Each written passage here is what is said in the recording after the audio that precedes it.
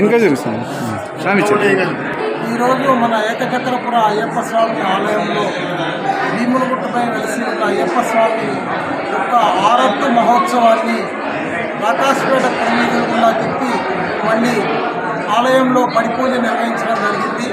ఈ కార్యక్రమానికి ఇచ్చేసిన భక్తులందరికీ ఆ అయ్యప్ప స్వామి కృప ఎల్లప్పుడూ ఉండాలని కోరుకుంటూ స్వామి రోజు నుంచి అంటే దగ్గర 1996లో ఈ టెంపుల్ స్టార్ట్ అవ్వడం జరిగింది. ఆ రోజు నుంచి ఇప్పటిదాకా ఈ టెంపుల్లో నిత్యం ఆరట్టు కార్యక్రమాలు జరుగుతుంది. ప్రతి సంవత్సరం ఆరట్టు కార్యక్రమం జరిగిన వెంటనే భిక్ష ఏర్పాటు చేయడం జరుగుతుంది. ఈ ఆరట్టు కార్యక్రమానికి భిక్ష ఎవరైతే ఏర్పాటు చేస్తారో వాళ్ళే ఆ పడి పూజలు చేస్తారు. ఆ పడి కార్యక్రమాన్ని కూడా వారే నిర్వహిస్తారు. దాతలు లేని సమయంలో పడికి పాట పెట్టడం జరుగుతుంది. ఈ సంవత్సరం దాతలు ఉండే కారణంగా పడిపాట కూడా వారే నిర్వహించారు. వారందరికీ కూడా అయ్యప్ప స్వామి కరుణా కటాక్షాలు ఎల్లప్పుడూ ఉండాలని స్వామి